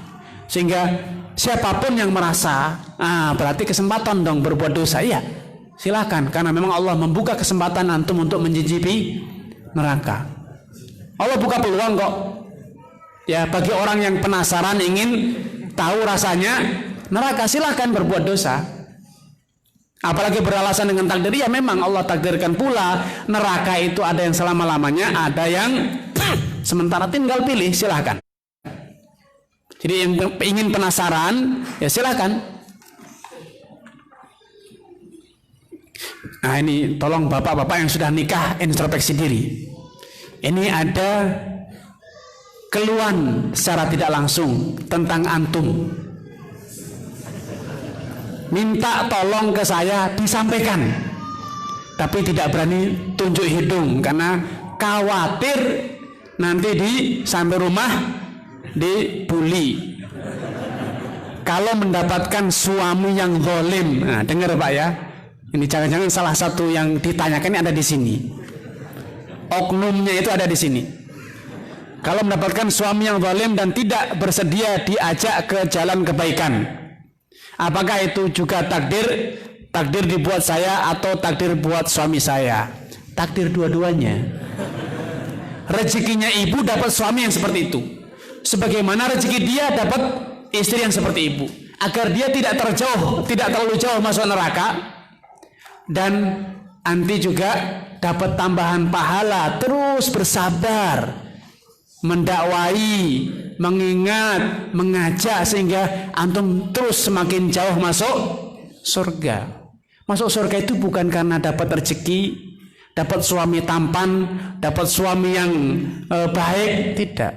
Masuk surga itu bisa jadi karena ibu sabar, tabah, ulet mendakwai orang, akhirnya masuk Islam.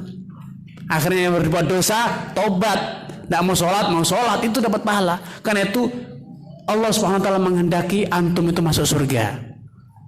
Karenanya suami yang jelek tadi itu dijodohkan dengan anti, agar apa? Ditarik, bagaikan ini hanyut dalam banjir. Ditakdirkan ada orang yang megang tangannya, memang dia terus terseret banjir tapi tidak hanyut, selamat akhirnya ketika banjirnya surut, selamat. Tapi coba kalau dia itu dapat istri yang jelek, sudah semakin jauh. Atau sebaliknya, anti itu dapat suami yang baik, tidak pengen dakwah, tidak pengen berdoa kepada Allah. Suami sudah baik, tidak usah didoakan, paling tidak zina juga, tidak selingkuh, biarin aja tidur nyenyak. Tapi ketika suaminya jelek, setiap hari berdoa, ya Allah jaga suami saya agar tidak selingkuh, ya Allah jaga suami saya, setiap hari sabar nasihatin suami. Ini kan pintu surga ya Allah bukakan untuk anti. Jadi syukurilah punya suami seperti itu.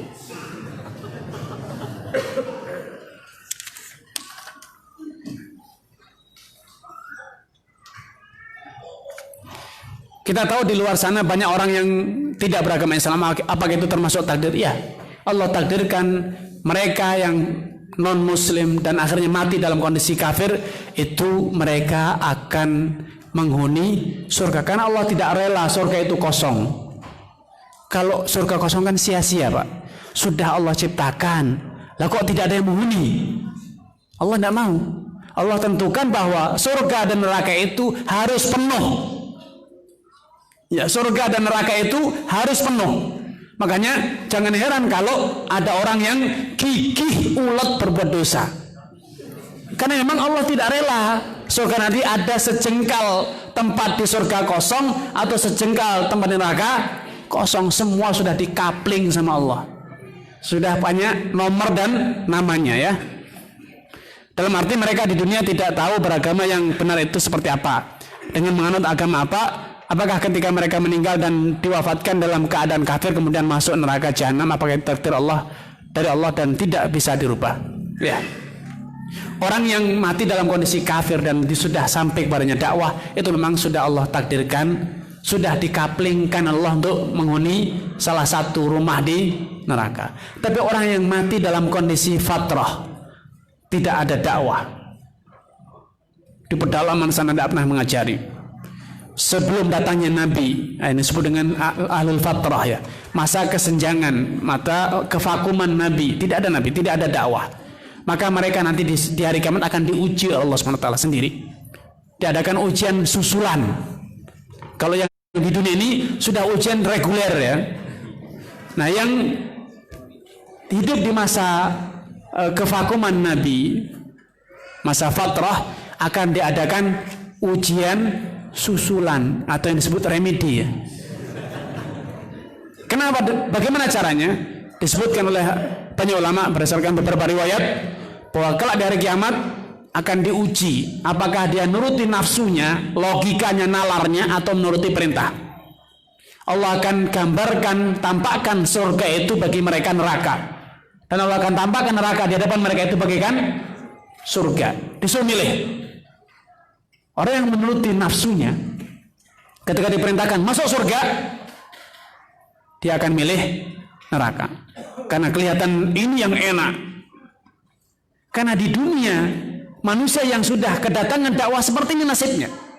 Huffatil jannah bil makarih. Surga itu dipenuhi dengan susah payah, enggak masuk akal, enggak logis. Ya, sampai nahan luar biasa sakitnya. Pegelnya di hati juga luar biasa. Itu terjadi kelak di hari kiamat pada ujian susulannya.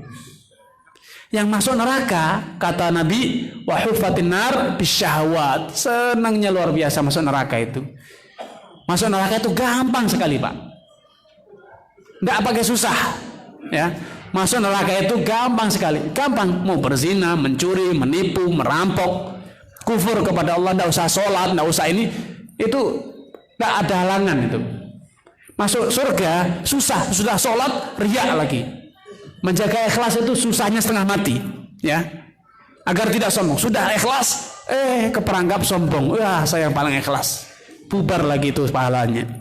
Nah, di neraka di hari kiamat nanti, ahlul fatrah itu akan mengalami yang sama, menjalani ujian susulan. Walaupun ujian susulan itu biasanya pintas, lebih pendek, ya. Tidak selama manusia hidup di dunia, tidak seaneka ragam. Pertanyaan tidak variatif seperti di dunia ya. Ujian satu, masuk surga, kelihatannya neraka, tidak mau dia malah lari ke neraka. Ya memang itu memang penghuni neraka, nuruti nafsu. Tapi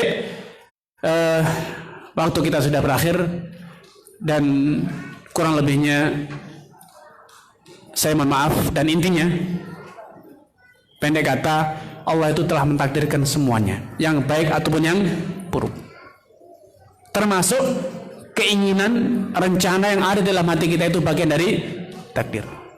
Yang kedua, takdir itu untuk diimani, bukan untuk dijadikan alasan. Ada yang ditakdirkan laki-laki, ada yang ditakdirkan perempuan. Itu dipercayai, tidak usah ditanya, loh kamu kok laki-laki, buktinya apa?